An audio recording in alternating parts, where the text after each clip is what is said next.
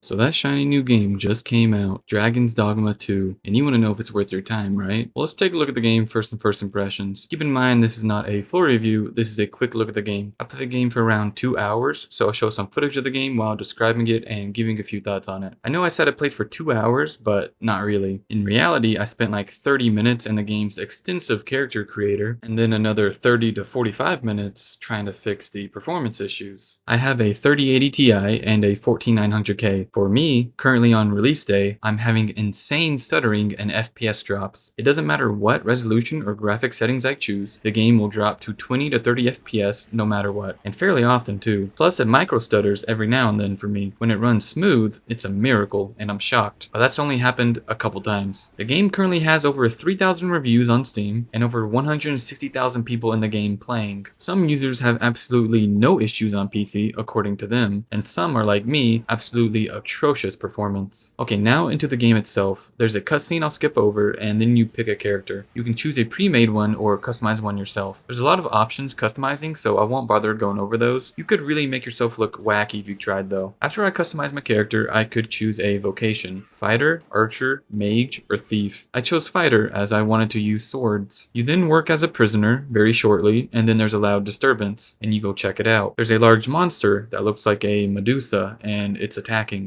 After fighting it, you run and jump off a cliff into the water to escape your excavation prison, except you land on the back of a large creature instead. Looks like a griffin, I think. Eventually it gets shot down, and then you begin your journey. The combat is okay-ish. It's not terrible, but I wouldn't really call it great either. After killing some goblins, I made my way to the nearby village, and there's a lot more cutscenes here. There's something called a rift stone, which is in the village and acts as a sort of teleport for pawns. Pawns are people who are from other worlds. They come to this one to help you, the Arisen. They come to only help the Arisen, no one else. The Arisen is Fate's chosen, the one who will command the Pawn Legion and face the dragon. After those scenes, I created my own pawn. Your pawn will follow you around and can also rank up and use skills. Using a rift stone, you can recruit other people's pawns to play with. Other people can use your pawn as well. You can buy skills for your character or pawn to use, or even change your vocation to something else. If you chose fighter, you could switch to mage if you wanted to, for example. I bought some pants and boots from a vendor, and you can also buy other things or sell things too. I had my sword out in the village, and everyone started getting really aggressive towards me, but once I sheathed it, everyone was suddenly fine, so I'd recommend keeping your weapons put away in villages and towns and stuff like that. In the village, I decided to do some of their quests that they had. I did 2 quests in the village, fighting some creatures, and also I made a couple potions with plants I gathered. I had pawns come with me, 3 of them. My own pawn, and then 2 others I recruited. You can only recruit 2 others at a time though, so 3 in total with your own. They make the battles way easier, but honestly the battles I had were already pretty easy. When you rank up, you automatically get more health and stuff like that. There's no skill points or skill trees. When you get to Melv, it's all broken because of Dragonfire. You get memories while in Melv, and you were actually fighting the dragon and then died. The dragon cooks you, eats your heart, and then calls you an Arisen. Like what? Am I reborn? What just happened? All I did after that was follow the path